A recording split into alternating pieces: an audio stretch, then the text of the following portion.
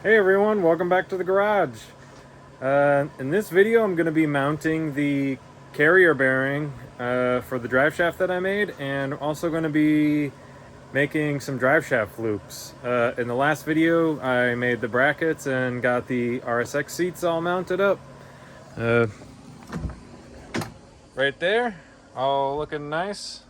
I really do like this confetti pattern. You can't really see it very well. For some reason my camera won't look at it very well, but they do look pretty nice. But anyways, so I'm going to be mounting this up with some angle iron and some nuts that I'm going to weld on. I cut some angle iron already and got it sandblasted, ready to go up, but basically I'm going to put it, the frame is like where my hand is here, and I'm going to weld it up to the frame and drill a hole and weld a nut on the top and bolt it up. That should be a pretty simple process.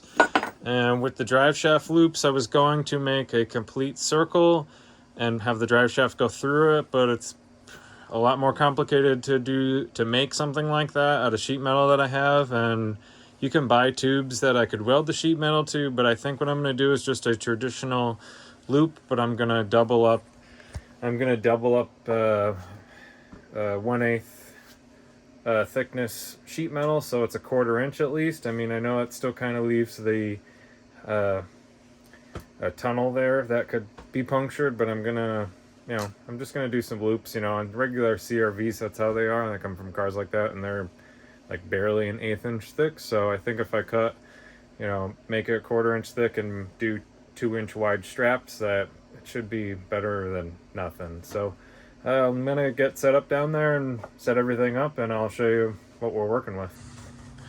All right, so got the drive shaft all up in there, and what I plan on doing is just see if I could set you up here real quick.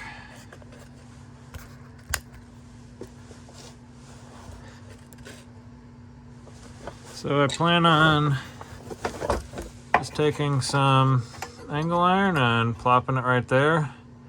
But if you can see, this doesn't, it's kind of right on the edge, so I want to put a little bit of room on it. So I'm just going to weld a piece of like 1/4 inch metal behind this one, and this one is close enough that I can weld it right to the frame. And the frame, I don't have to worry about putting any metal on this side because the frame is thick enough. But yeah, may end up trimming it to pull this over a little bit, but anyways, so what I'm gonna do is I'm gonna grind off these areas and weld up the metal there. And well, actually what I'm gonna do first is grind this down, put this up there, make a mark on the angle iron, drill a hole in it, and then fit it all up in here with the nut and stuff, and then weld the nut in, and then weld all this in so it lines up all perfect.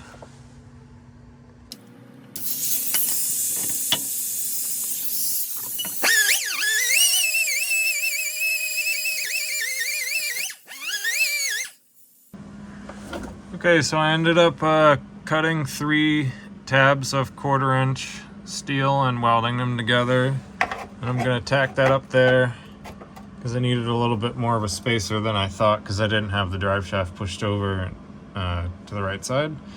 So I'm going to weld this whole thing in, and then we'll set the angle iron up there and we'll mark the holes. This one, I just put a little bend on it, put it in the vise, and just smacked it with a hammer to make sure it was flush up there enough. Yeah, I'm gonna do the welding, and then we'll show you what we got.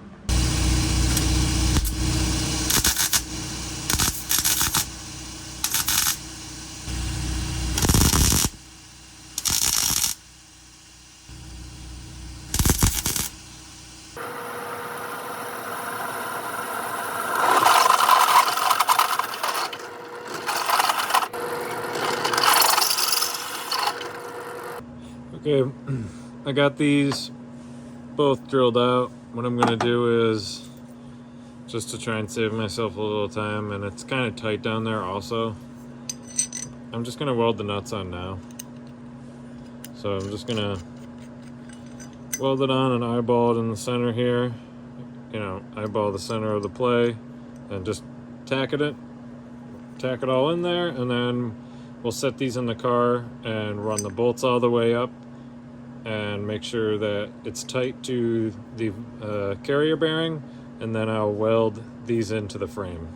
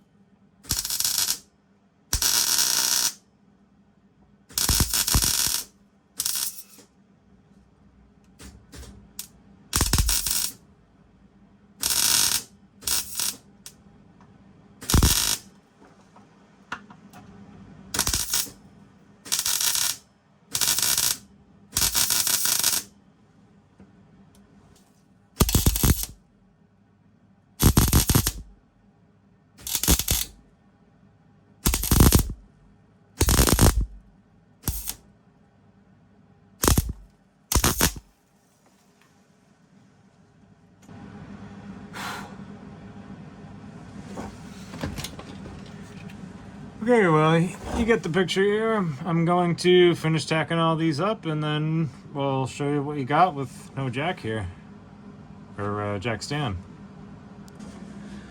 Well, it's fully welded in there now. It's real sturdy, you know, it ain't going nowhere. Welded all the way around over here. This frame rail metal is a lot thinner than I thought it was, but yeah, so now I'm going to make some drive shaft loops, and I'm going to be putting one here and then one right, one probably, you know, here's the carrier bearing one, probably, you know, somewhere around in this vicinity, just so if both shafts break, or if something breaks in the front there, they don't, you know, cause any sort of catapulting action or anything like that.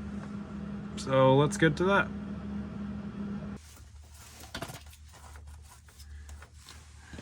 Alright, so I cut myself some cardboard aided design here, and what I plan on trying to do is do something like this. So right there maybe.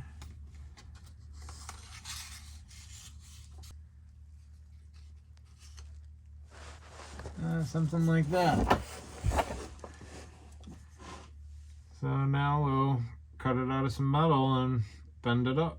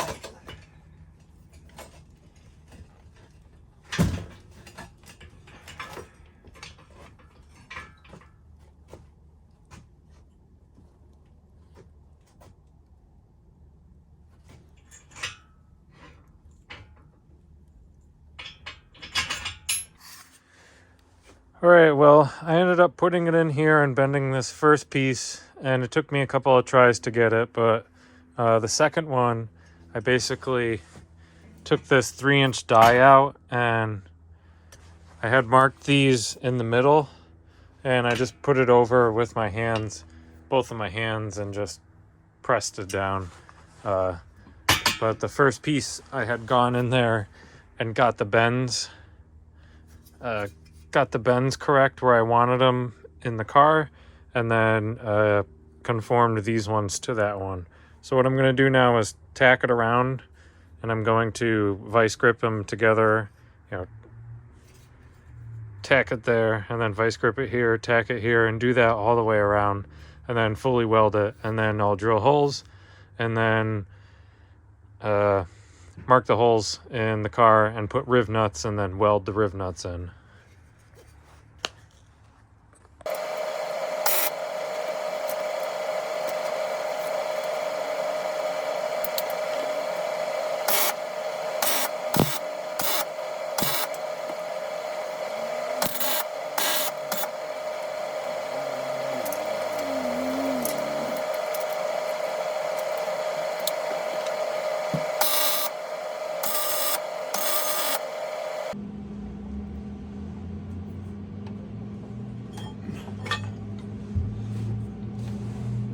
Alrighty, well, I think you guys can see what I'm gonna do here.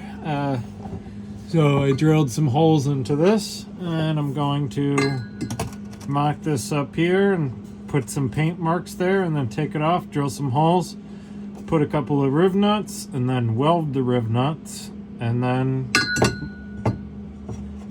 mock this up in here. I'm probably gonna splash some paint on this before I mock it up in there, yeah, I don't know. Definitely gonna paint this though.